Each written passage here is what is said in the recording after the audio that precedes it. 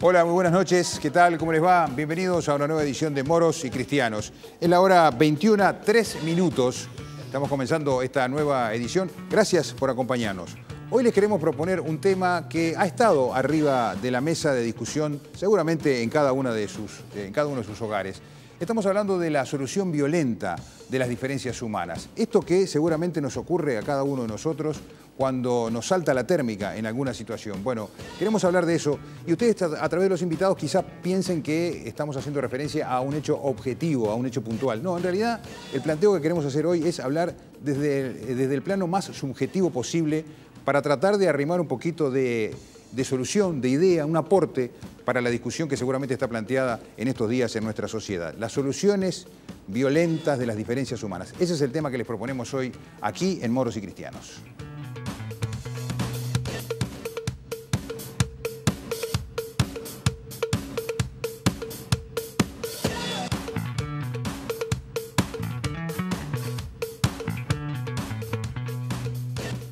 El tema ya está planteado y si bien Luis hacía la puntualización que queríamos hacer antes que nada, no estamos haciendo un programa sobre hechos coyunturales concretos, no los podemos dejar de lado, porque ocurren todo el tiempo. En la última semana, en los últimos días y en las últimas horas, hechos de particular intensidad. Pero la aclaración está hecha y nosotros queremos analizar el tema desde arriba, desde lo alto, recurriendo a la academia, recurriendo a los educadores. Y es por eso que ya mismo le presentamos a nuestra primera invitada, Daisy Iglesias. Daisy Iglesias es inspectora de Educación Especial del Consejo de Educación Inicial y Primaria. Nació el 7 de noviembre de 1956. Egresó de los institutos normales con el título de maestra. Se especializó en dificultad de aprendizaje y trastorno de la personalidad. Es magíster en gestión de instituciones educativas por la Universidad ORT. Ejerce la docencia como profesora de pedagogía en los institutos normales y en el Instituto de Profesores Artigas. Actualmente es la secretaria general de la Asociación de Maestros del Uruguay, ADEMU Montevideo. Queremos que durante todo el programa tengamos la posibilidad de saber si en realidad los hechos que intentaremos desentrañar o los temas que intentaremos desentrañar en esta noche de reflexión y análisis son o no parte de la naturaleza humana, no solamente desde lo individual, sino también desde lo colectivo. Nuestro segundo invitado es Luis Eduardo Moraz. Luis Eduardo Moraz es el director del Instituto de Sociología Jurídica de la Facultad de Derecho.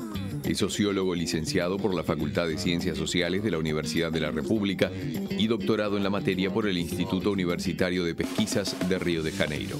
Nació el 1 de agosto de 1959. Es especialista en violencia y seguridad ciudadana. Ejerce y ejerció la docencia en universidades públicas y privadas de Uruguay y del exterior. En su último libro, Los enemigos de la seguridad, revela datos que rompen con el mito de los niní.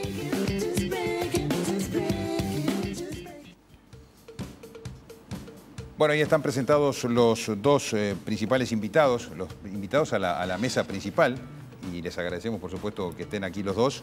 Tenemos, en este caso, un tercer ojo, como hemos tenido siempre en nuestro programa, que tiene que ver con alguien que seguramente nos va a dar la oportunidad de tener una visión diferente de este tema que planteamos. Reiteramos, con esta idea de no hablar de la cosa objetiva, puntual y específica, del problemita generado, la situación violenta generada en tal o cual, más allá de que las podemos mencionar. Pero en este caso, nuestro tercer ojo, que va a estar allí viendo el programa durante toda esta hora y media y va a dar su opinión, su punto de vista en los últimos 10-15 minutos del programa, es Lucía Ichusti, a quien ya presentamos. Lucía Ichusti es inspectora de tránsito de la Intendencia de Montevideo e integra el ejecutivo de la Asociación de Empleados y Obreros Municipales, ADEO. Además, es profesora de literatura egresada del Instituto de Profesores Artigas, ejerciendo actualmente la docencia en el Instituto Alfredo Vázquez Acevedo, IABA. Nació el 17 de enero de 1981.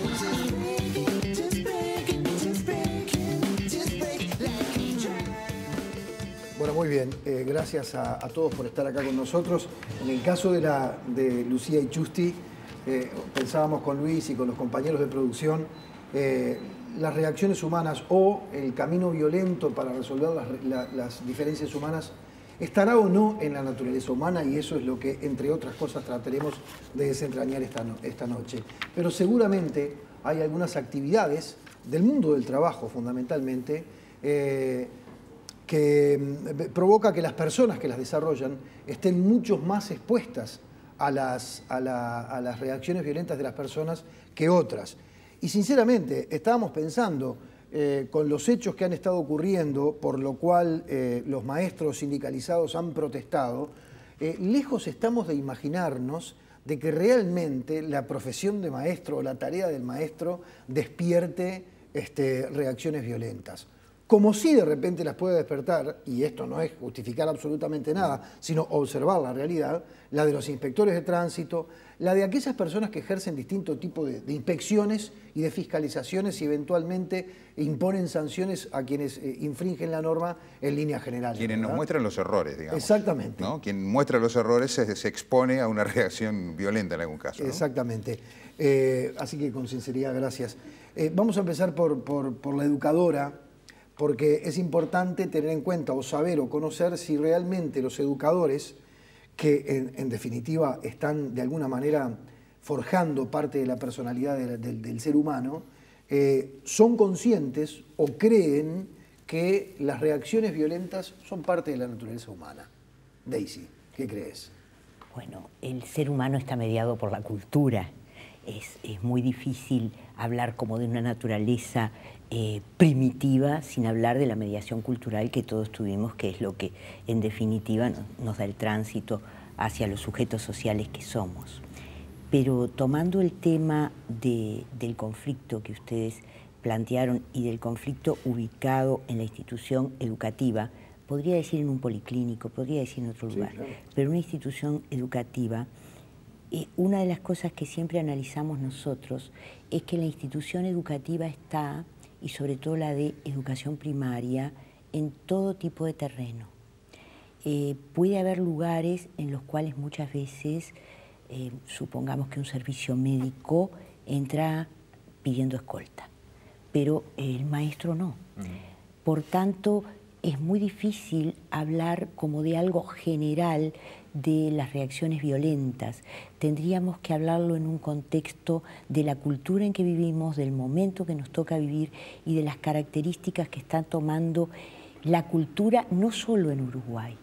Y para decir algo, cuando uno mira la forma de relacionamiento de muchos padres o de muchos familiares o de muchos vecinos o de muchos jóvenes con la escuela en particular, siente como que es el gran lugar del depósito de la demanda, donde se puede alzar la voz, donde puedo exigir, donde puedo decir, donde puedo imponer.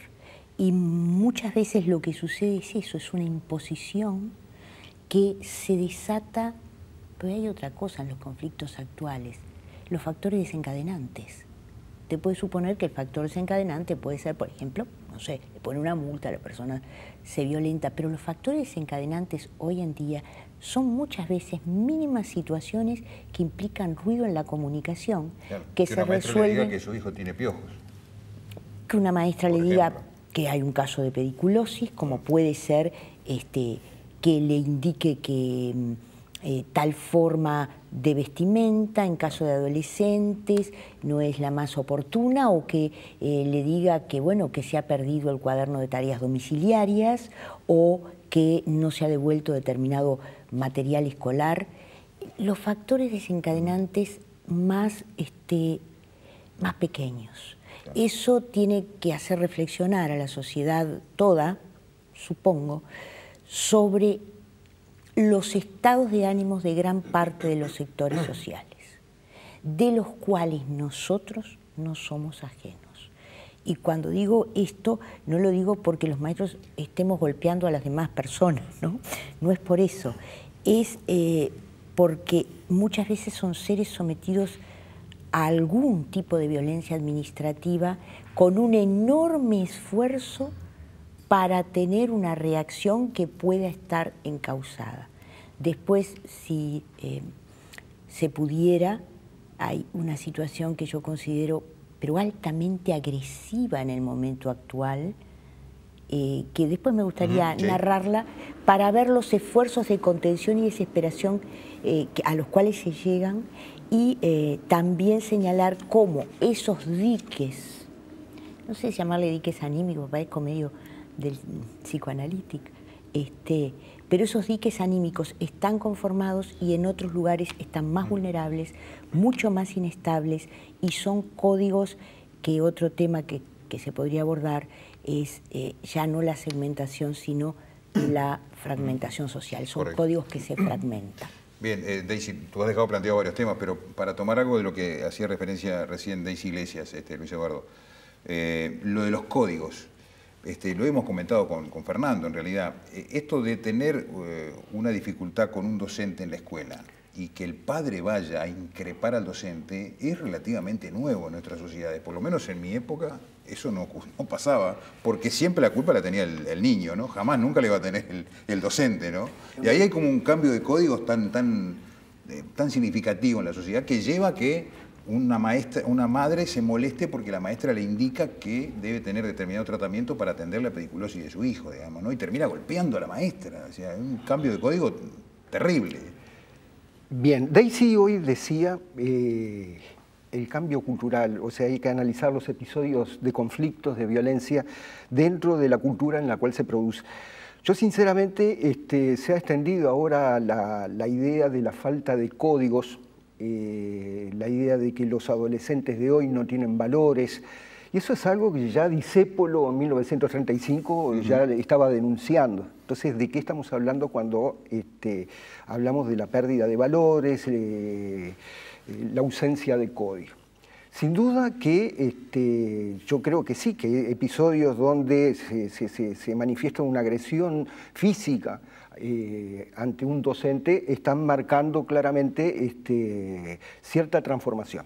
Pero hay que analizar, me parece a mí, si no estamos viendo la emergente, estamos viendo el golpe en el centro educativo, la pediculosis, estamos viendo emergente y no estamos viendo cuál es el contexto cultural, la sociedad en la cual estamos viviendo. Estamos en una sociedad con una profunda transformación civilizatoria. Cuando hablamos de los padres, en realidad estamos hablando de cuál es la figura de la familia, cuál es el padre. Siempre la educación funcionó codo a codo, al lado de la familia. La institución educativa y la familia fueron los dos agentes socializadores fundamentales, centrales para toda la modernidad.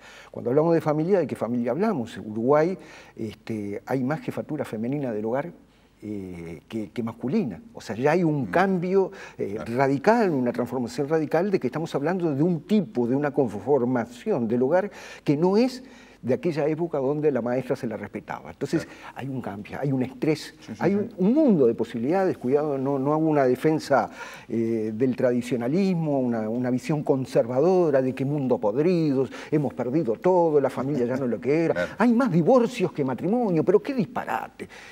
Yo a veces a los alumnos en facultad les digo que si uno, depende de cómo defina la normalidad, pero uno de los criterios para definir lo normal es el criterio estadístico, es la mayoritario. Bueno, hoy lo normal es divorciarse y lo desviado es casarse, porque ya no estoy haciendo un elogio. Ninguna apología de nada. Ninguna apología. De ninguna manera. Pero ¿de qué tipo de familia estamos hablando? O sea, hay una cantidad de posibilidades de escribir la biografía propia, de escribir nuestra propia historia, divorciados de todo tipo de tradición, pero eso genera un estrés. Después le pedimos al maestro, al docente, que resuelva los problemas que nosotros muchas veces en la casa no tenemos tiempo de resolver porque estamos para cosas importantes. No solo escribimos nuestra propia historia, sino que además queremos consumir cada vez más. Eso nos lleva mucho tiempo y obviamente cuando queremos atender la situación no le dedicamos el tiempo que deberíamos al diálogo. Cuando no hay diálogo, lo que hay es el golpe, lo que aparece es la violencia, una resolución violenta del conflicto. Ahora, Luis Eduardo, no es para interrumpirte, sino para aportar, para que sigas, porque te vengo escuchando con atención. Y veo que estás tratando de conectar realidades que están sobre la mesa, que las conocemos a través de la información. De alguna manera, Daisy hizo referencia a algunas de ellas. Hay algunas que sobrevuelan con las causas o con algunas causas que podrían estar disparando esas realidades o esos hechos violentos. Pero en realidad, al escucharte y al escuchar a Daisy, estoy pensando únicamente en situaciones de violencia que se descargan con los docentes en la escuela o en el liceo y, en todo caso, en sectores bajos de la sociedad. Pero en realidad lo que queremos es abrir el juego y analizar otras situaciones que también, que me parece no hay por qué separarlas de estas, y es precisamente las que englobamos en ese concepto, ¿no? La resolución violenta de las diferencias humanas. Porque yo me imagino que el que le pegó a la maestra, de repente en la calle se agarró a trompadas por un problema de tránsito y después fue al estadio y también tuvo un comportamiento violento y seguramente en su casa también. Es dable, es correcto pensar que más o menos esas cosas están todas dentro de una misma bolsa. Totalmente de acuerdo. Yo creo que el malestar es generalizado y se manifiesta en los distintos planos de la convivencia. Quizás el aspecto, el matiz que tendría con la formulación de la reflexión sería de que yo no creo que sea característico de los sectores más pobres. Yo creo que la violencia está en todos los sectores sociales, claramente. Atraviesa todos los sectores. Porque si yo me enojo con el inspector de tránsito porque me puso una multa, por lo menos tengo auto. Claro, por supuesto, ¿No? por supuesto. Hay peleas en los supermercados con los carritos. La gente se agarra a trompadas en los días... Porque le chocaron el carrito. Exactamente, te corren el carrito, te lo separaron, o llegas a una esquina y en vez del auto es el tema del carrito. Yo creo que atraviesa todos los sectores sociales y hace parte, si se quiere, del malestar contemporáneo, de ese cambio civilizatorio donde, bueno, la familia ya no es lo que era, donde la educación, por ejemplo, no brinda las herramientas que brindó durante todo el siglo XX. Yo creo que en gran parte el malestar tiene que ver con lo que la psicoanalista Silvia Bleichmann, argentina, plantea, las promesas incumplidas de la educación.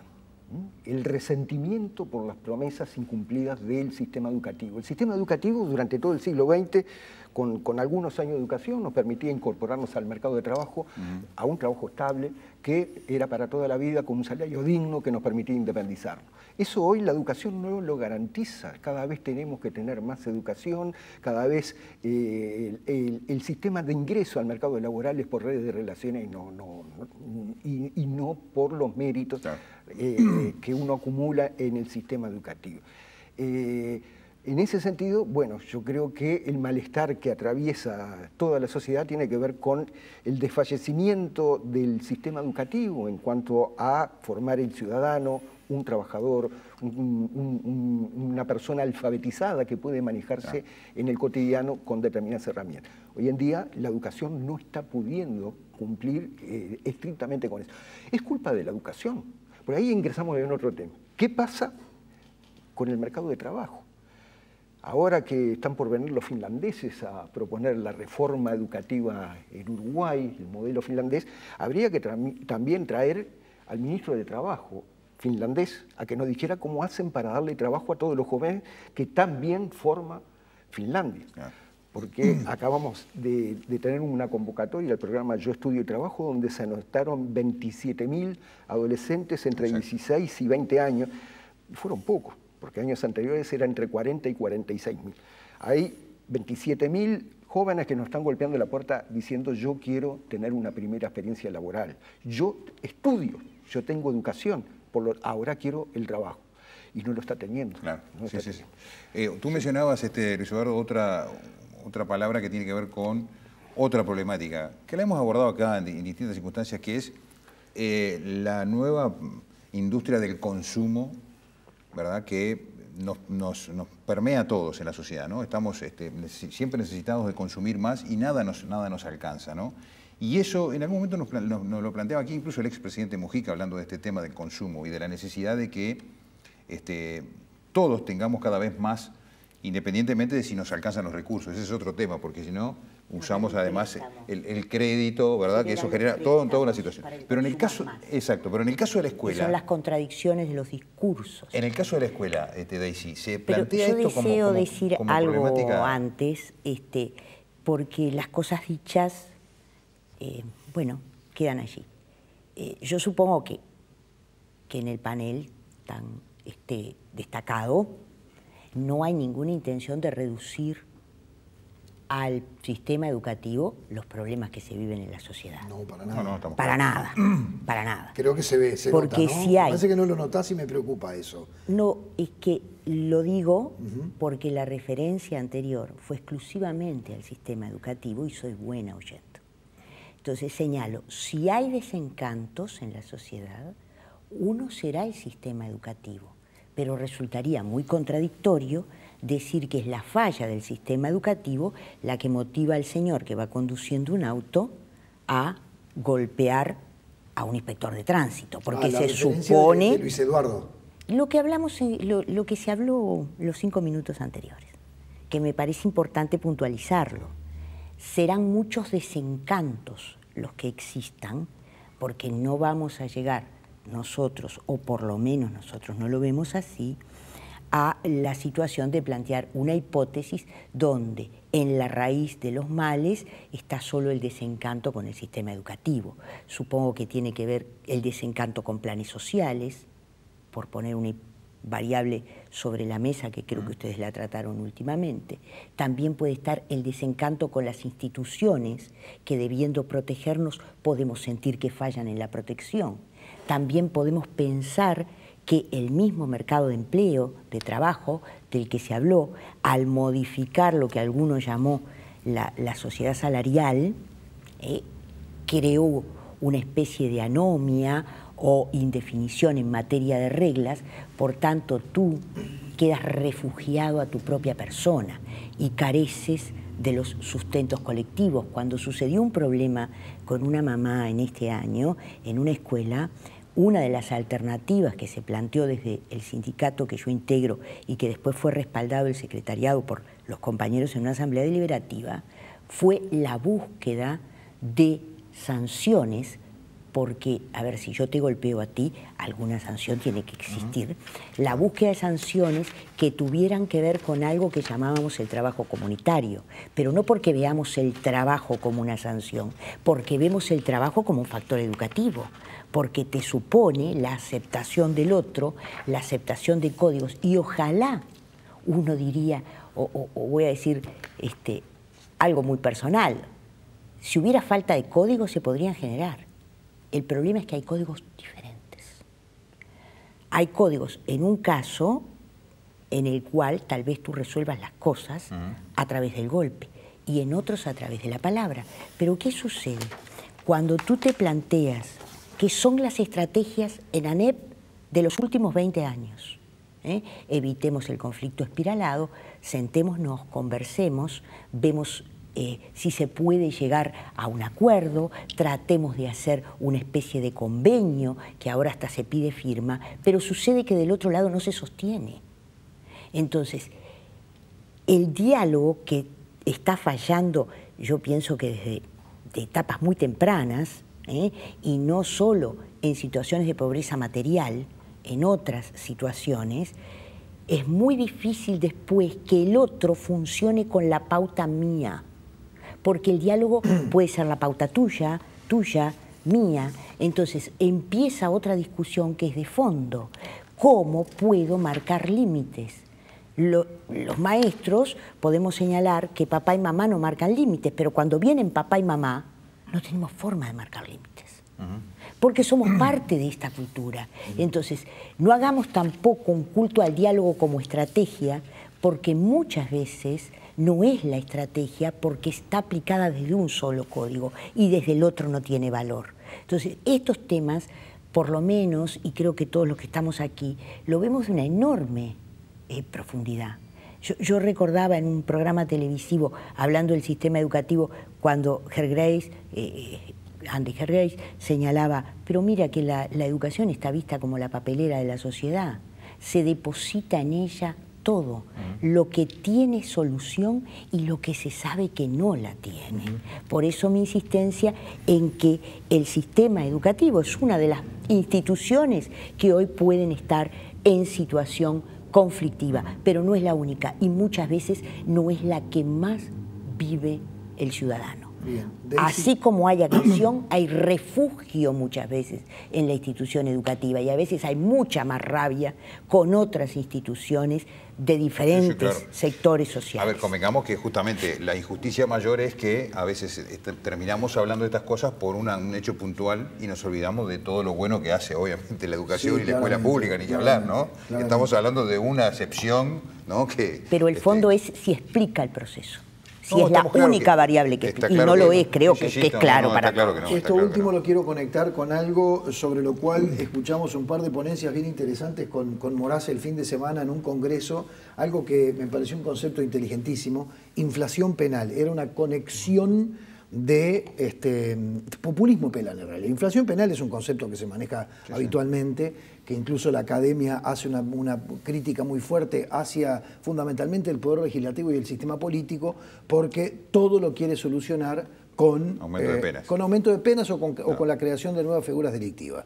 Esto está directamente conectado con lo que hablaba Luis Fernando Niño, un juez argentino realmente muy valioso, aparentemente, ¿no? Lo conocí el fin de semana, y Rafael Baize en esa ponencia que hicieron sobre populismo penal.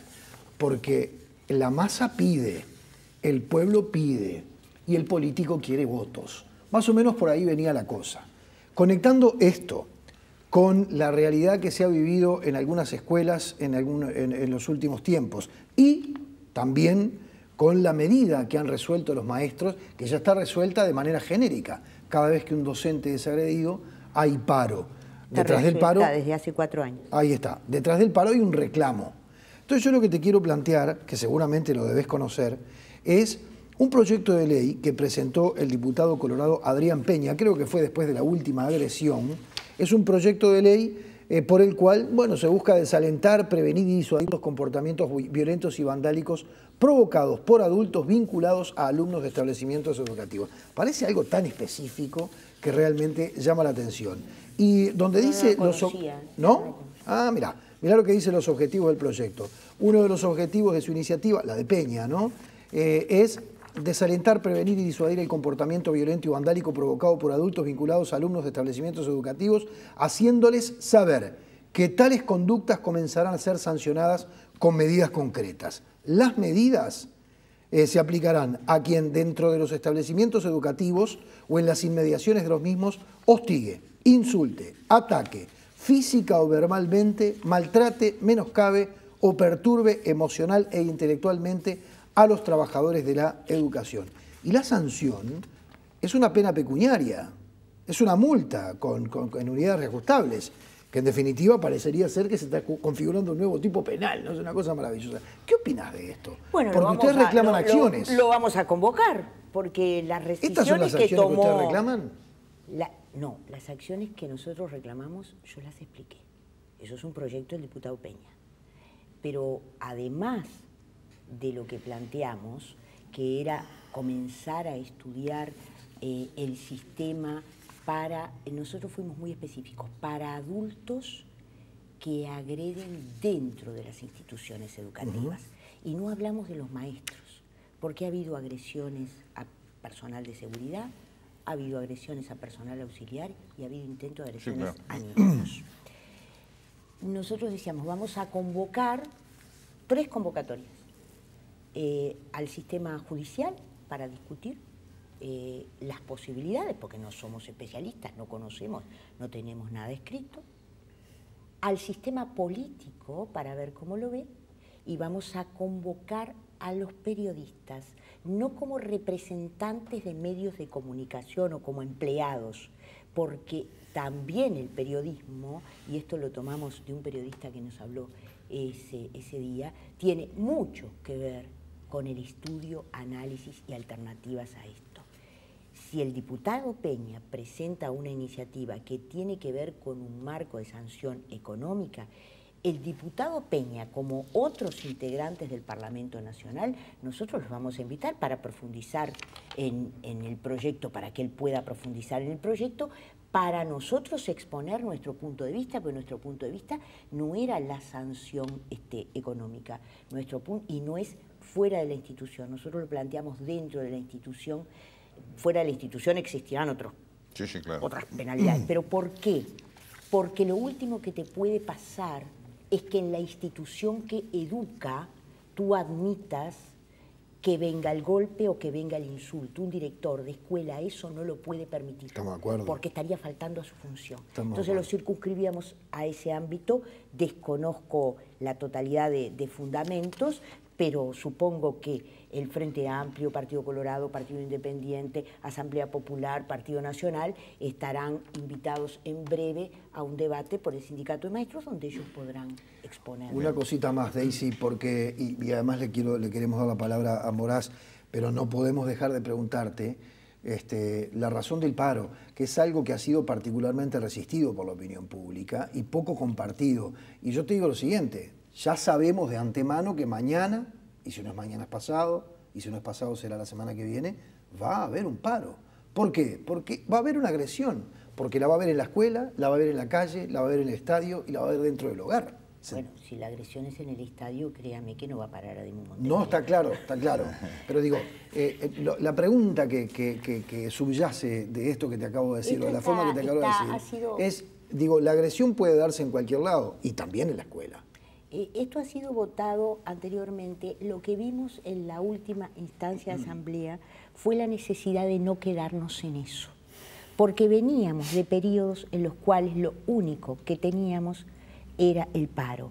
Puede ser que el paro nos guste, a nosotros tampoco nos gusta que nos peguen.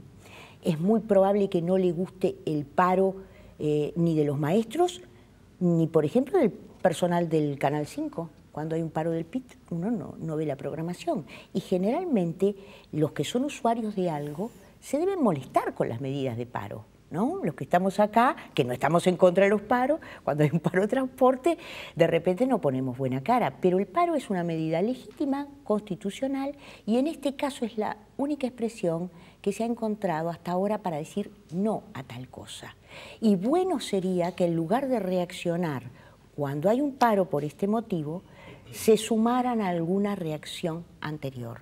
Nosotros tratamos en este momento de ser proactivos. ¿Qué supone eso? Bueno, no quedarnos en una medida de paro, porque lo que estamos planteando como medidas ejemplarizantes y como debate en torno a la seguridad tiene el carácter proactivo, o sea, ¿qué es lo que nosotros queremos? Que los hechos no sucedan. Por un lado, vamos a aquello que puede ser punitivo, o vivirse como punitivo, que nos parece que es bueno porque además es educativo, o sea, no es que la persona esté detrás de los barrotes, pero por otro lado también vamos a abrir un debate que, mire, yo miraba el otro día un debate que hubo en otro canal y justamente tenía los 3 estamentos que votó la Asamblea de Montevideo hace 2 semanas atrás, y dije, qué bueno que esto se dé, qué bueno que en la sociedad distintas voces puedan sumarse. Y bueno, inicialmente son los diagnósticos, mi amigo, porque el Uruguay parece no salir del diagnóstico en materia educativa tampoco, y en materia de seguridad, en materia de conflictos tampoco, pero tal vez en conjunto podamos empezar a encontrar las respuestas porque los diagnósticos ya están un poco agotados y lo que se necesitan son alternativas. En ese sentido es que queremos trabajar. Tenemos que hacer una pausa, Fernando, y después obviamente tenemos que darle la palabra a Luis Eduardo, que fue aludido de alguna manera. Creo que está planteada la aclaración desde hoy, desde la primera respuesta de Daisy. Pero quiero incorporar además, a propósito de lo que plantea Daisy, el papel que nos toca a nosotros como periodistas y a los medios de comunicación en esto de la inflación de la noticia sobre la problemática de la seguridad, ¿no? Hay, creo, un papel que nos toca cumplir y creo que obviamente ahí apunta también la participación de los periodistas en el planteo que va a hacer ADEMU, que está planteando, además de seguir con los paros, y eso es la decisión que han tomado. Pero hacemos la pausa y enseguida retornamos aquí en Moros y Cristianos.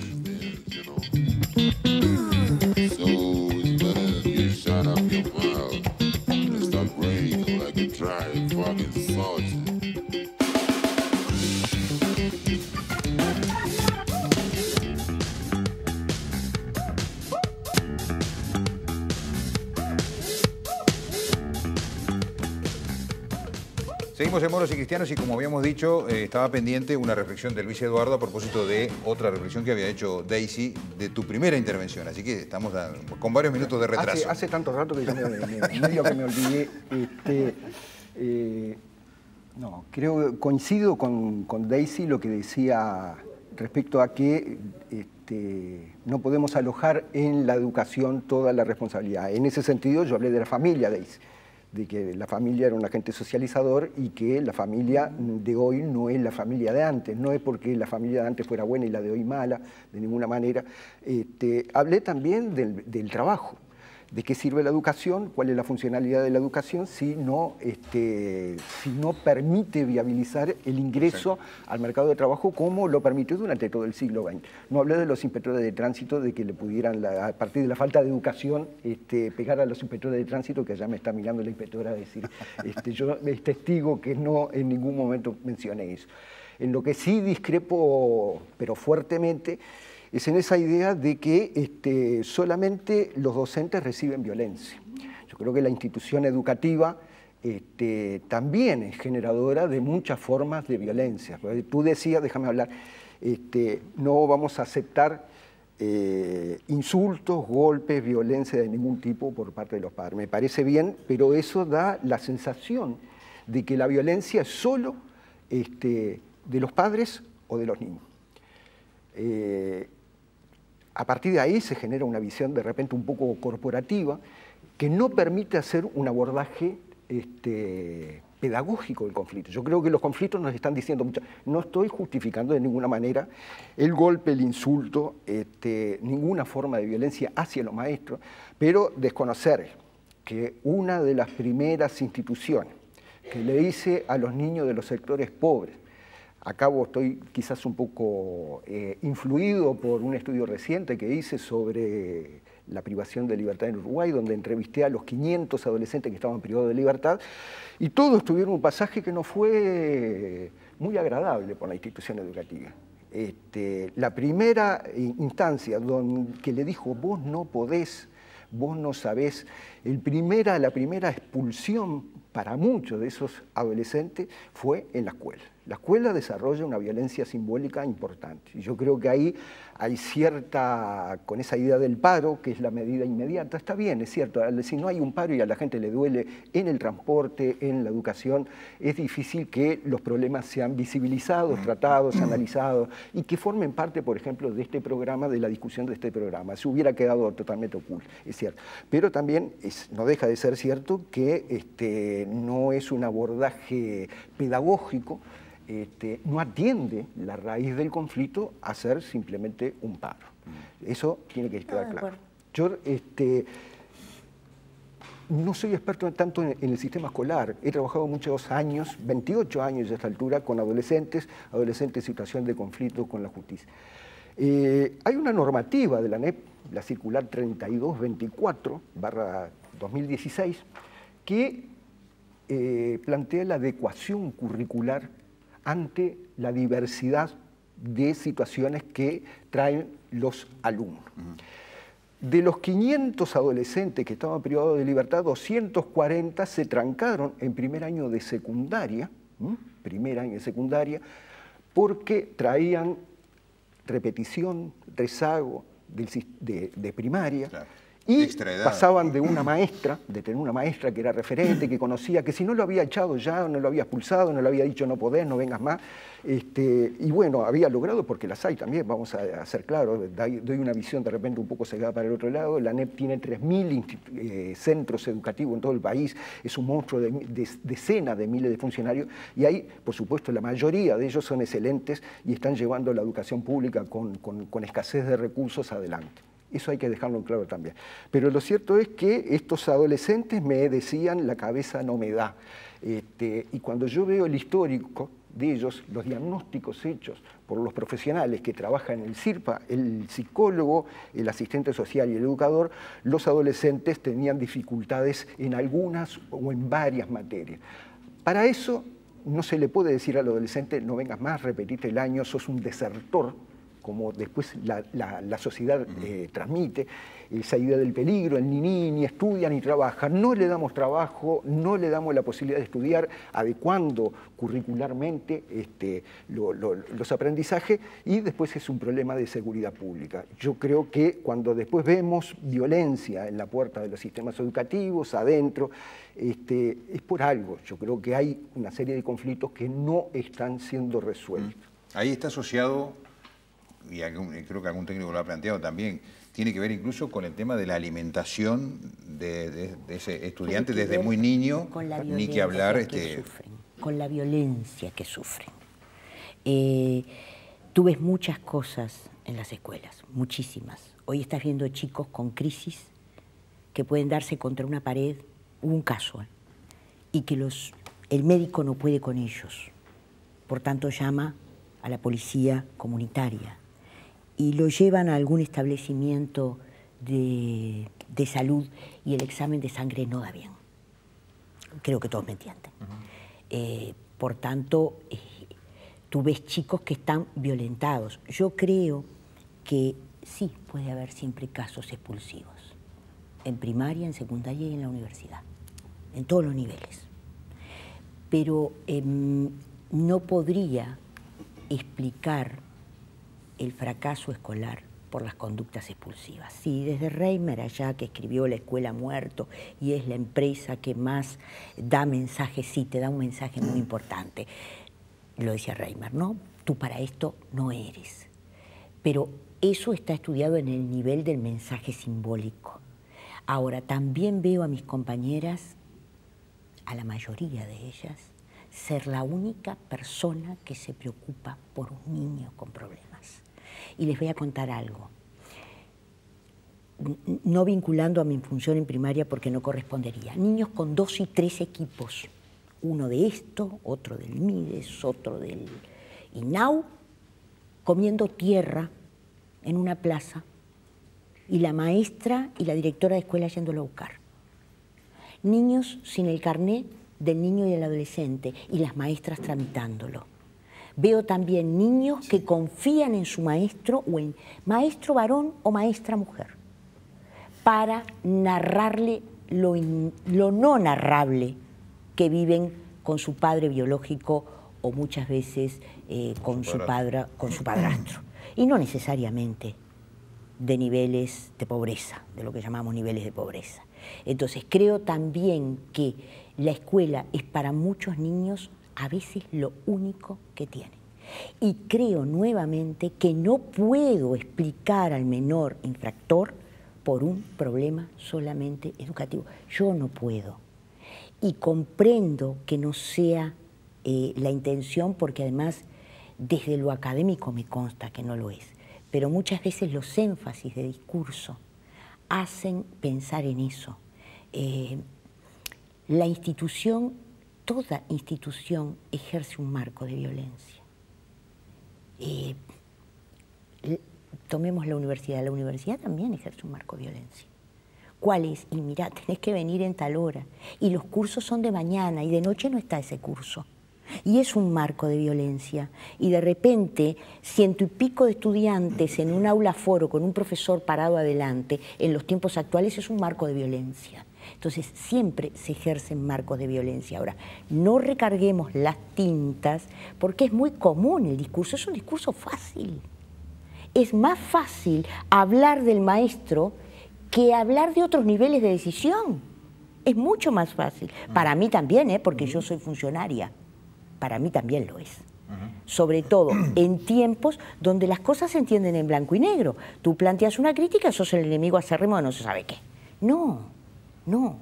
Está bien lo que acabas de puntualizar con respecto, cuando dijiste no necesariamente gente de sectores muy bajos, porque justamente eso es lo que observamos hoy en día, lo que observamos en este equipo de producción mientras preparábamos el material que tenemos ahora arriba de la mesa. Y no queremos focalizar justamente en aquellas personas que por su estado de marginación, por su estado de exclusión, por ser los olvidados de siempre, tienen reacciones violentas o comportamientos violentos, porque también tenemos de los otros. Y los tenemos absolutamente todos los días. Yo qué sé, caprichosamente ahora se me vienen a la cabeza 2 ejemplos que son absolutamente aleatorios. El caso de Acuna, que seguramente todos recuerdan, una de las personas copartícipes de la muerte de ese hombre que fue en presencia de su hijo después de un partido de fútbol, era un profesor de filosofía, Luis, ¿te acordás? Sí, claro.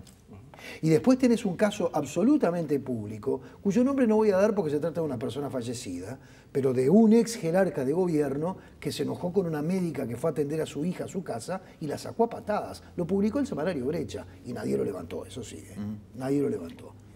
Esa persona falleció, por eso no digo su nombre en este momento.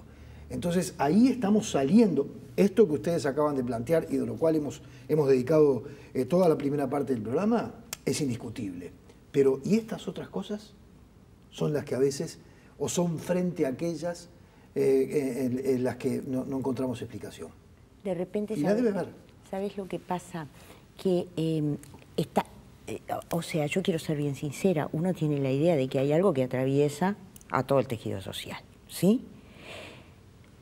Pero hay un énfasis mayor en determinadas situaciones y yo lo veo de esta manera.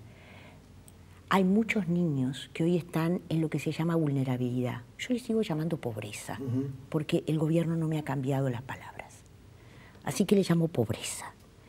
Esos chicos requieren algo para que dentro de 10 años esta discusión no se vuelva a dar y no se diga no estigmaticemos a los pobres.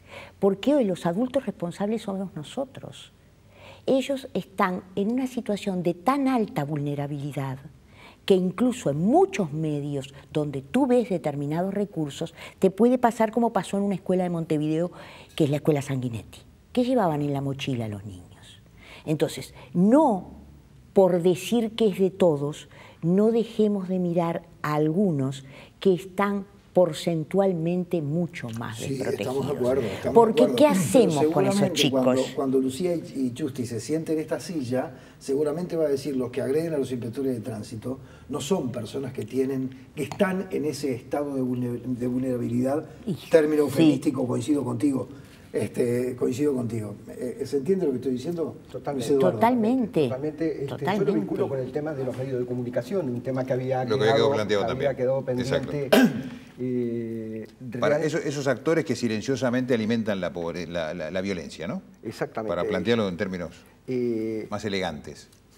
Construyen una realidad. Los medios de comunicación, en definitiva, construyen la agenda, construyen una realidad, destacan determinados tipos de episodios. Un episodio en determinado liceo de Montevideo público obtiene una visibilidad que no obtiene otros episodios de violencia también manifestados en colegios privados. Un famoso caso porque, bueno, no se pudo ocultar, porque los vecinos, los damnificados también eran sectores influyentes de la sociedad, que fue en el liceo francés. Unos desmanes, son... Eso es muy inocultable en realidad. Imposible de ocultarlo, bueno, ahí salió a la luz. Pero el maltrato infantil, por ejemplo, lo vemos porque el que queda registrado en el Pereira Rosell, el que va a la mutualista, no figura como maltrato infantil, figura como algún tipo de trastorno circunstancial. Yo creo que atraviesa a todos los sectores de la sociedad esas situaciones de violencia que estaban siendo planteadas. Bien. Nos piden una pausa, Luis. Dejo un temita planteado para los dos, para después de la pausa, porque hablando justamente sobre la violencia en la sociedad, hace algún tiempo Daniel Sturla, el arzobispo de Montevideo, dijo: hay una enfermedad en la sociedad que tenemos que tratar todos. Y la pregunta que les dejó planteado, porque quiero conocer la visión de los dos, de un educador, de un sociólogo, ¿es una enfermedad de la sociedad? ¿Es realmente una enfermedad? ¿Les parece que lo dejemos para después de la pausa? Muy bien. Hacemos la pausa y ya volvemos. La pregunta que...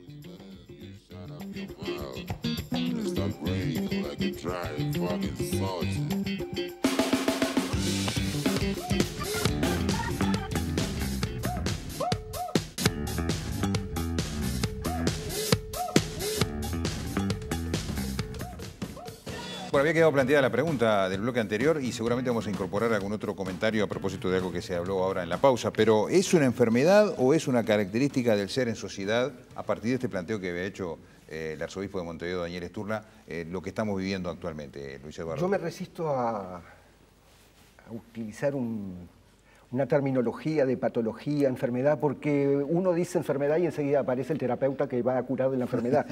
O la pastilla para curarlo.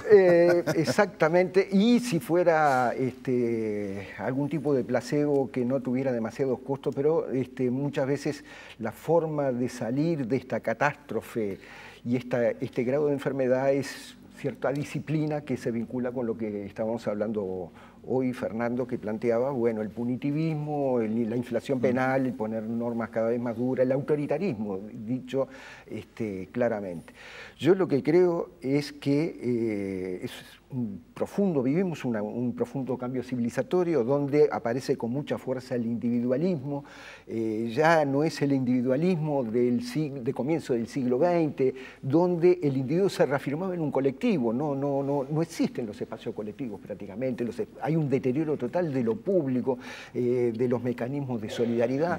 Yo creo que entonces por ahí hay un elemento muy fuerte de individualismo que ya no se reconoce en el otro, es un individuo que no se reconoce en el otro como un prójimo. Es un individuo caracterizado por el narcisismo, el egoísmo, que procura de todas maneras alcanzar sus fines personales sin importarle demasiado al otro. Por otro lado aparece el consumismo. Es un consumismo que invade todos los niveles de la sociedad. Quiero que más, genera frustración, ¿no? Cada vez más quiero tener más y más y más.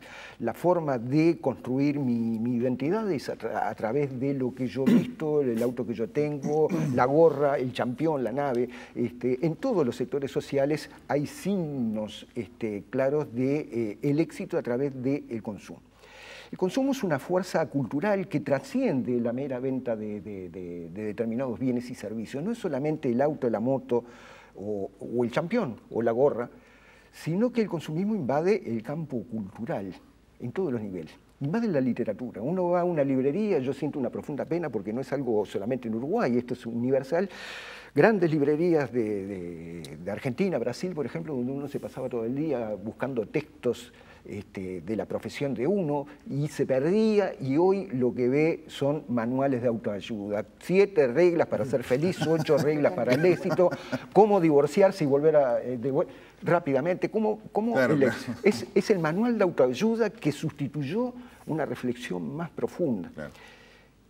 Sturla habla de enfermedad, pero en esta crisis cultural, no catástrofe, muy distinto a la catástrofe, esa idea de la decadencia moral que no nos lleva, es inconducente. Yo creo que las crisis plantean oportunidades, pero también tienen costo. La idea de crisis, siempre que hay algo nuevo, es a partir de una crisis, si no, seguiríamos siendo los mismos ciudadanos del siglo XIX. Yo creo que esta crisis involucra, si se quiere, propiamente a los feligreses de Sturla. La iglesia que obtiene, las religiones que obtienen mayor éxito, están el 18 de julio, compraron los grandes cines, y son las que ofrecen el jabón de la descarga, son las que ofrecen las reuniones para el éxito empresarial. Son las religiones que no requieren un mayor compromiso filosófico, no requieren un mayor espíritu comunitario, sino que te vendo la solución a medida, la solución inmediata. El camino corto.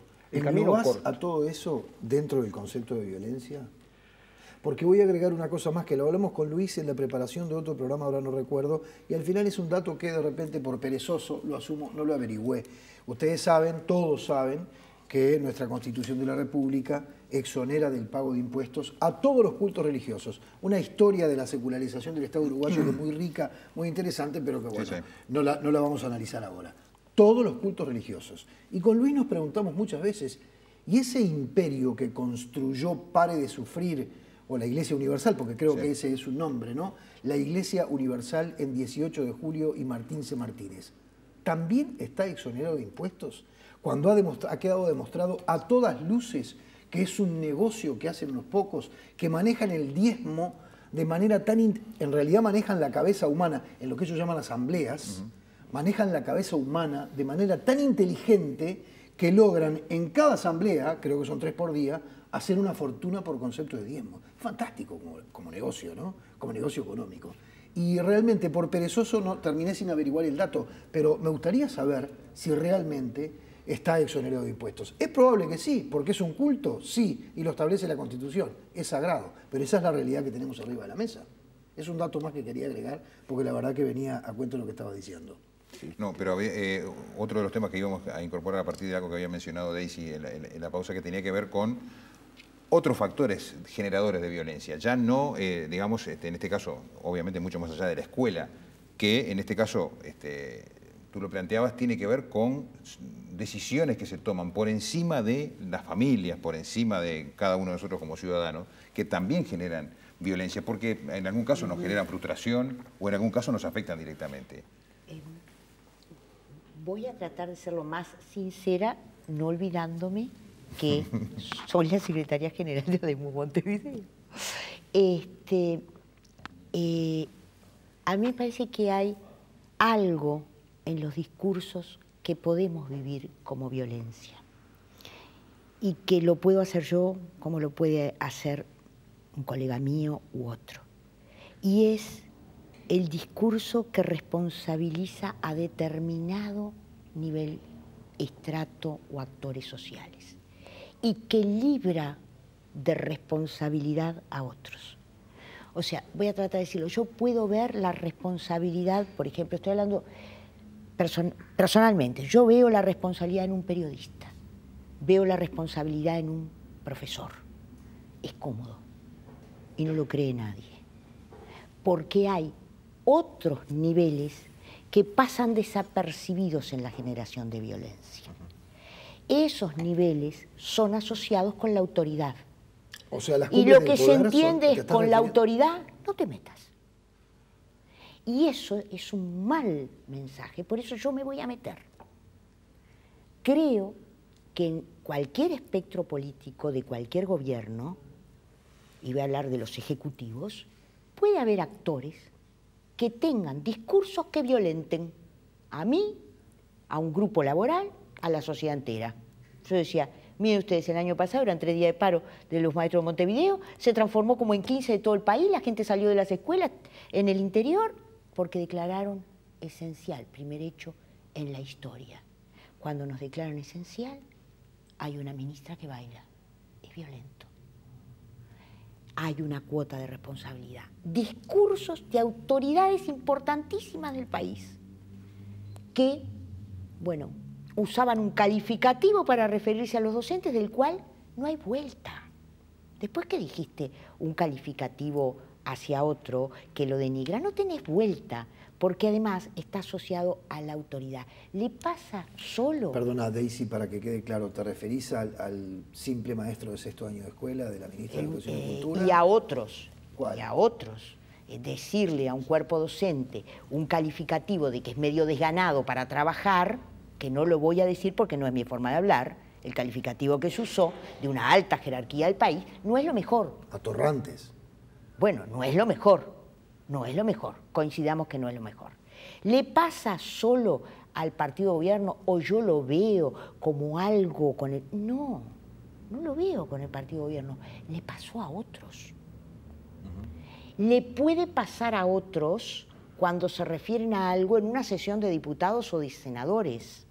Lo que digo es que hay un conjunto de actores con autoridad y poder a los cuales es muy difícil que alguien le diga cuál es tu cuota de responsabilidad. Y creo que si eso no se habla, no somos creíbles. Creo que tenemos que hablar de todo eso. Y la única forma de que el otro encamine es el planteo sano. No es para destruir, porque el otro va a seguir siendo autoridad. Digas tú lo que le digas, diga yo lo que le diga, él va a seguir porque emana de un sistema que lo legitima en ese lugar.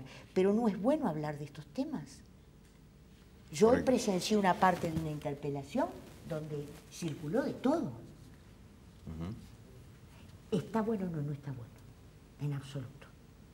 Entonces, ese tipo de llamados de atención, quiero solamente una cosa, porque la agresividad que se vive por parte de que vivimos los docentes es simbólica también. Yo no podía creer cuando una médica decía que los maestros medicábamos o pedíamos medicación. No, señora, Es su corporación la que medica. Yo no medico. Sin embargo, fueron grandes titulares de prensa. Y yo me reía y decía, pero está salvando a su cuerpo profesional.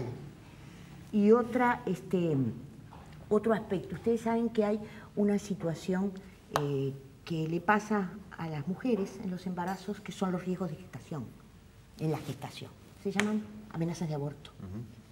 Están especialmente protegidas por el estatuto de la ANEP, por una lucha de nuestro sindicato. Y hay que ponerles un artículo de licencia que es el 72, porque está en una situación particular. Le están poniendo enfermedad. En lugar de ponerle maternidad y riesgo de gestación, los médicos certificadores le están poniendo enfermedad y ¿saben qué? Les hacen perder salario y los perjudican en su carrera. ¿Eso no es agresión? La violación notoria de un artículo del Estatuto del Funcionario Docente y no hay quien se haga cargo. ¿Cómo es posible? Son hechos de violencia. Sí, está claro. Luis Eduardo, ¿estás de acuerdo con incluir en el concepto general de violencia hechos de esta naturaleza que parecerían en principio no serlos, si uno los mira sin detenimiento, si uno no reflexiona sobre ellos, como lo estamos haciendo nosotros cuatro y todos los que están en este estudio? Claro, porque no le toca directamente, ¿no? Claro, porque no le toca directamente, ese es el tema, ¿no? Exactamente. Sí, muchas veces cuando hablamos de violencia vemos el golpe, la agresión física y no vemos muchas veces lo que algunos han llamado la violencia simbólica, lo que tiene que ver con el poder del lenguaje, cómo yo defino al otro, cómo yo me dirijo al otro y realmente sin duda muchas veces mucho más dolorosa, mucho más impactante, tiene costos más elevados ese tipo de violencia verbal, ese tipo de violencia simbólica que la expresión física y material de la violencia. Ahora, esto ya se nos está yendo el tiempo, pero en realidad como especie de reflexión final que le quiero pedir a los dos, yo me quedo con la sensación de que tenemos algo para hacer como ciudadanos para contrarrestar esto, es decir, o es algo inexorable. Recién veíamos, no estamos tan mal en el índice de paz global, ¿no? Como país. Ahora, ¿eso es consolarnos porque a nosotros le va peor? ¿Tenemos alguna chance como sociedad de hacer algo? Ya que la educación no resuelve todos los males que tenemos como sociedad, pero ¿por dónde puede ir el camino, el diagnóstico, la posibilidad de salida a situaciones como esta que vivimos? Yo creo que sin duda que hay soluciones a las problemáticas. No concibo de la misma manera que yo creo que un adolescente que cometió una infracción, que terminó preso, nunca es incorregible. Siempre hay posibilidades de elaborar un proyecto a futuro. De la misma manera yo creo que como sociedad, sin duda, tenemos que incrementar el compromiso. Ahí juegan un rol fundamental los medios de comunicación, juega un rol fundamental el sistema político. Sistema político, Gerardo Caetano hace un tiempo decía, al Uruguay le falta republicanismo. Yo creo que al sistema político uruguayo le falta grandeza, a muchos líderes del sistema político uruguayo le falta grandeza para reconocer, por ejemplo, que Uruguay no está tan mal en términos de inseguridad. No me afilio a un discurso conformista de que todo está bien y de que en realidad, bueno, como hay otros que les va mucho peor en el continente, nosotros estamos bárbaros. Mal de mucho, consuelo de tontos, ¿no? Sin duda que no. No me afilio a esa posición, pero yo creo que se requiere un fuerte compromiso, lograr grandes acuerdos para realmente resolver los problemas de la seguridad, los problemas de la violencia. Si de alguna manera queremos volver a ser esa sociedad amortiguadora que se dijo existió en el Uruguay del pasado, ese país de cercanía donde todos tenían un lugar, donde todos podían progresar. Recuerdo el caso, yo creo que es muy ejemplar, el ex intendente Ricardo Ehrlich, contando que él nació en La Teja, hijo de un inmigrante pobre, pudo llegar a los más encumbrados cargos científicos. No hablemos de los políticos porque el título para un político no tiene nada que ver, pero pudo llegar a ser un destacadísimo científico del Instituto Pasteur en Francia. Entonces, y salió del barrio de La Teja. Yo creo que es posible pensar que de vuelta en Uruguay salgan de La Teja grandes científicos hacia el mundo. Pero eso requiere de grandes acuerdos. Yo no creo que se pueda construir el país, reconstruir, si es que alguna vez existió, pero a veces las ideas, los mitos, la Suiza de América es medio, ¿no? Bueno, intentar volver a esa Suiza de América, esa sociedad amortiguadora, y yo creo que eso no se logra construyendo cada vez más cárceles. Un planteo final, en realidad, porque tenemos que ir a escuchar a Lucía contar un poco su experiencia y cómo manejan los inspectores de tránsito una tarea tan difícil.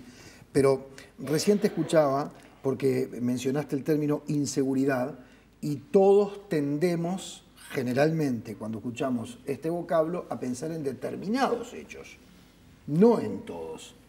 Y yo cada vez que escucho cierto grado de o veo cierto grado de magnificación de determinados hechos que son particularmente desgraciados, y vuelvo a decir lo mismo de siempre, quiero hablar con respeto hacia aquellas personas que son víctimas del delito. Quiero ser muy respetuoso con ellos, y lo digo en serio. Pero a veces me pregunto, sí, esto claro que es inseguridad. ¿Cómo no va a ser inseguridad? Que hayan matado a Prati en Carrasco, por ejemplo. Claro que es inseguridad. Y hay los comerciantes y todo lo que estamos viendo diariamente. Pero cuando en realidad hay una reacción violenta de parte de una persona que comparte un ámbito con uno mismo o en la sociedad, que no necesariamente termina en un tribunal penal, ¿eso no es parte del fenómeno de la inseguridad también? O sea, andar por la calle, que el inspector por una cuestión de simplicidad, que el inspector de tránsito salga con el temor de que capaz que cuando tiene que hacer su trabajo se liga una piña. Eso no es inseguridad. No solo es inseguridad, sino que es uno de los delitos más que más presencia tiene en la proporción de homicidios. Pero no vende.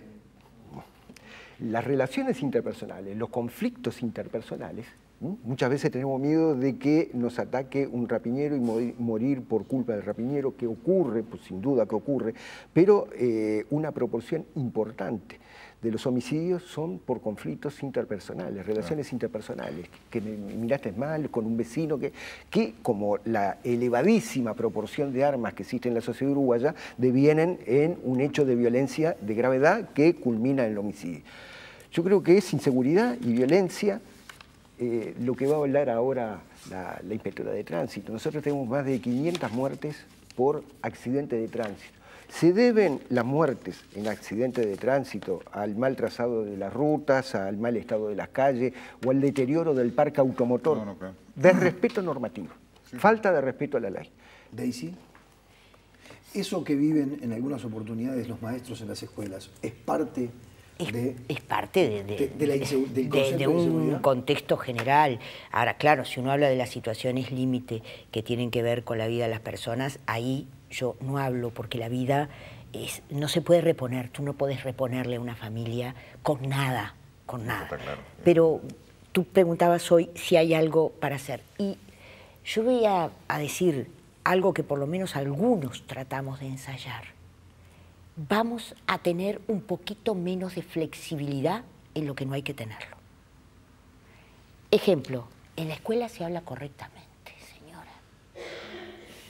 Y da resultado. Y da resultado.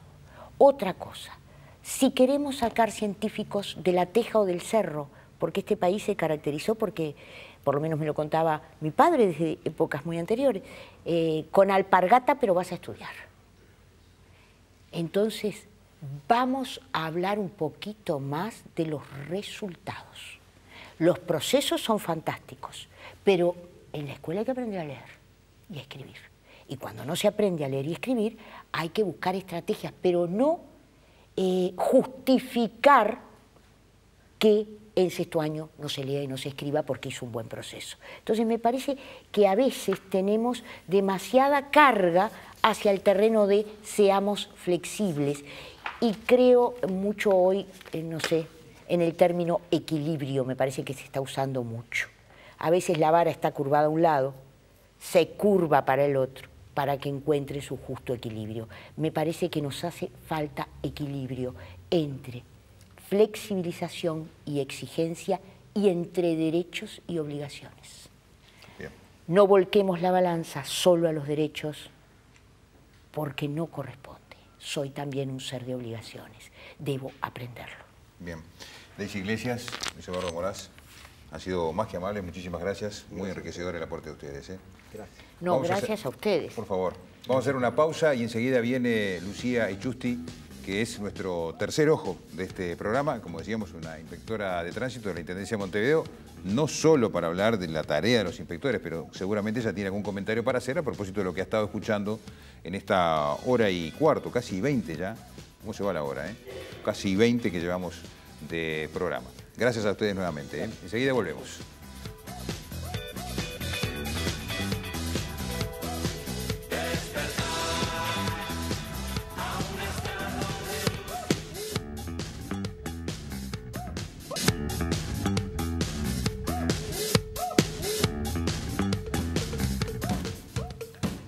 Seguimos en Moros y Cristianos. Ahora sí tenemos aquí a nuestro tercer ojo, Lucía Echusty, inspectora de tránsito. Gracias por acompañarnos, Lucía. Gracias a ustedes por la invitación. Inspectora de tránsito de la Intendencia de Montevideo y además integra el ejecutivo de ADEOM.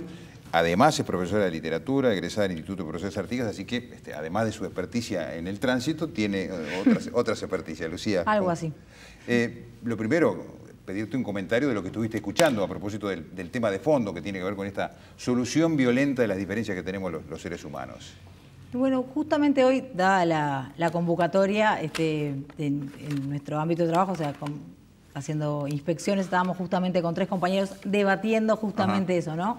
Y pensando un poco en cuáles son las causas y las consecuencias. Bueno, hablábamos un poco de lo que tenía que ver con la hipermodernidad, con que la gente se mueve por impulsos y esa cuestión de llegar rápido a todos lados, claro, de generar, de que tengo que tener esto ya, lo que hablaba Moraz del consumismo y también lo que hablaba Daisy con respecto a que muchas veces se le achaca a la escuela pública un montón de cosas que no tienen que ver con la escuela, ¿no? Que tiene que ver, a mi humilde entender, con que no generamos tejido social, con que hemos perdido esa situación de sostener, ¿no? Barrios, como ustedes decían, de mayor o menor vulnerabilidad, de mayor o menor pobreza, donde en realidad a mí me tocó por ejemplo, con el Centro de Educación Vial, las escuelitas fuimos este año con el tema de que se iba a lanzar el corredor General Flores, fuimos a dar charlas a los niños para explicarles, bueno, por dónde cruzar, dónde iban a estar las paradas, y me tocó hablar con una directora que me decía que ella había empezado su práctica docente en una escuela y que ahora volvía como directora y que se quería jubilar antes de tener que sacar a un niño con un arma dentro de la escuela. Mirá. Fue algo que yo me acuerdo que quedé muy conmocionada, o sea, hubo como 2 días que quedé como en shock. Y tiene que ver con eso. Yo pensaba que mi padre siempre me decía que Varela promulgaba que aquel que había compartido un banco de escuela, ¿no?, se podía sentir igual. Claro. Y en realidad los avances tenían que ver con las capacidades de cada uno. Y ella me decía cómo hoy en día lo que se supone que es la clase media o aquel que trabaja dice, bueno, no, esto está medio complicado, entonces a mi hijo lo mando a la educación privada. Entonces terminamos dejando de alguna forma a la gente más marginada o tenemos que hacer realojos y no los queremos cerca del barrio, los quiero lo más lejos posible porque me complica. Entonces terminamos rompiendo ese tejido social y si no lo construimos entre todos es muy difícil salir adelante. Claro, pero de todos modos, y esto hay que reconocerlo, era lo que decía la ministra Marina Arismendi la semana pasada, cuando hablábamos vos le planteabas el tema de los refugios, y ella puso sobre la mesa la cantidad de problemas que el MIDES ha tenido cada vez que instala un refugio en determinado lugar con los vecinos. Sí, por eso. Nadie quiere tener un refugio cerca, nadie, ¿no? Evidentemente. Cuanto más lejos no lo veo, si no lo veo no está.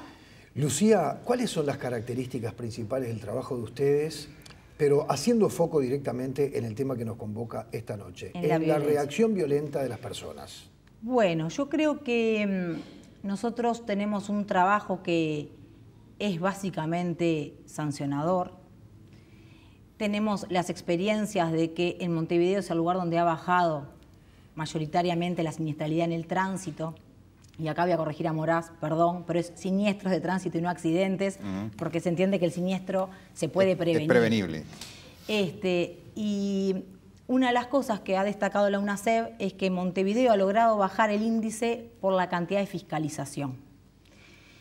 Y de hecho, nosotros que hemos tenido cursos con Roy Rojas, que es un magíster en tránsito, una de las cosas que nos dice es que ese es la forma principal de bajar la siniestralidad, y dado que es la primera causa de muerte. Está demostrado en todo el mundo, ¿no? Por eso. Pero ¿qué pasa? Es real que nuestro trabajo es represor y a la gente no le gusta. O sea, ustedes salen a la calle sabiendo que la tarea que ustedes desarrollan no es una tarea agradable para el destinatario de la acción del inspector de tránsito. A ver, vayamos a algo más simple, que es lo que hablaban hoy. Cuando Daisy decía que flexibilizábamos un montón de cosas, pero había que poner determinadas cuestiones en orden. Bueno, la ordenanza de tránsito, como cualquier ordenanza, se crea para la convivencia, para la mejor convivencia con el otro. Cuando nosotros somos niños, nuestros padres nos ponen límites, más, menos, de diferentes maneras. Claro. No estoy acá para cuestionar eso, pero digo, y en general cuando somos niños no nos gusta ni que papá nos ponga en penitencia, ni que nos dejara sin la tele, ni que ahora nos dejen sin la tablet o lo que sea. Bueno, pero un niño, como niño que es, le cuesta más asumir su responsabilidad. Nosotros entendemos que a medida que pasa el tiempo y crecemos, se supone que debemos tener la capacidad de ser autocríticos y decir, bueno, me equivoqué. Pero es real que al conductor como al peatón no le gusta que un inspector de tránsito, en este caso, le marque lo que está mal, menos si lo que está mal conlleva una sanción económica. Entonces siempre es, no porque mirá aquel, no porque vos, no, y nunca es si yo estuve mal. Claro. A ver. Es muy poca la gente que admite, ¿no? Sí, que claro. Efectivamente pasó con roja o no. Claro, hay algunos que te dicen, sí, ay, gracias, porque mirá, me olvidé el cinto. A ver. Te voy a decir una cosa práctica que vos la debes saber. No quiero meterte en un lío, pero es la mejor forma de zafar de una multa. Sí, claro, sin lugar a dudas. Es la mejor cuando le decís, el inspector te dice, ¿sabe por qué lo paré? Sí, porque en realidad vi el cambio de luz y aceleré. Le pido disculpas. Y muchas veces zafás. Seguramente. Porque, a ver, es real que uno lo que trata de hacer es modificar las conductas. Es eso. ¿Para qué? Para salvaguardar la vida. Nosotros cuando entramos se nos dijo, ustedes son agentes de salud, están acá para salvar la vida de los montevideanos y del resto de los uruguayos o del resto de los extranjeros que circulan en las calles de Montevideo. Claro, anda a decirle eso a una persona que se excedió de velocidad y le pusiste una sanción por eso, o que venía pasado de alcohol y le pusiste una espirometría. Pero, por ejemplo, te dicen, no, que yo trabajo con esto y por 6 meses y voy a perder el trabajo. Bien, ¿responsabilidad de quién es? ¿Suya o mía? Es suya. Usted conoce los riesgos. O la otra es, me tienen que educar. Bien, pero usted ya recibió... Esa es una crítica a los inspectores, claro, que no están el problema es, nosotros educar. vamos, repito, nosotros tenemos un centro de educación vial al que vamos a las escuelas, a las que vamos a los liceos, en las que se hacen charlas para tratar de enseñar normativa. Depende, obviamente no vas a hacer lo mismo con un niño de 3, 4 años que con un adolescente de 17 claro. que está a punto o que ya maneja una moto, ¿no? Bien, entonces... Después, uno cuando obtiene su permiso de conducir, su licencia de conducir, que es lo que nosotros siempre le decimos, es un permiso que es precario y es revocable, que le pertenece a la Intendencia de Montevideo en este caso, pasa por un teórico y una prueba práctica. Por lo tanto, educado ya está. Entonces, es verdad, sí, es real. Muchas veces se para y se le puede decir, caballero, viene con las luces de posición en lugar de con las luces cortas, no lleva cinto, en general, hay como todo, hay gente que es más reglamentarista que otra, pero siempre es verdad que con el buen trato vas a tener mejores resultados que con el maltrato. Pero también está claro que somos hijos del rigor. Ah, sí, es real. Porque por algo está científicamente probado que cuanto más altas son las multas, más baja la cantidad de omisiones o de faltas que se cometen. Ahora, Lucía, ¿ustedes no se sienten permanentemente señalados, odiados? ¿No se sienten odiados? Sí, yo creo que mi familia ya se murió unas cuantas veces, yo también, todos nos hemos muerto, nos hemos agarrado cáncer, sida, nos ha atropellado un auto. A mí me atropelló un auto trabajando, por ejemplo, así que puedo decir que estamos sometidos como... ¿Te atropelló un auto trabajando? Sí, me atropelló un auto dirigiendo tránsito. ¿A propósito o...? No. En realidad le estábamos dando paso... ocurrido? Acá tenemos, no las vamos a nombrar, pero sí tenemos una cantidad, una lista de hechos concretos que sufrieron inspectores de tránsito de Montevideo y del interior. Acá hay uno de Artigas, otro de Colonia, por todas lados. Nosotros tenemos un compañero que era motociclista y hizo parar un vehículo, el vehículo lo arremetió y estuvo a punto de que le amputaran la pierna. O sea, a ver, igual vamos a dejar una cosa clara. De nosotros, por ejemplo, el año pasado hubo un promedio de más de 300.000 multas aplicadas, o sea, de circulación. El año pasado tuvimos agredidos físicamente 10 compañeros. Ahora, el problema es, tenemos que diferenciar cuando la persona se va a las manos, ¿no? Que tenemos todo un protocolo que no es exactamente como lo de los maestros, pero tiene algo que ver. Nosotros, en el momento que hay un... Cuando decís tenemos, ¿te referís al sindicato o te referís a la administración? A los inspectores de tránsito. Yo pertenezco, además de pertenecer al Ejecutivo de ADEON, pertenezco al Comité de Base de Inspectores de Tránsito.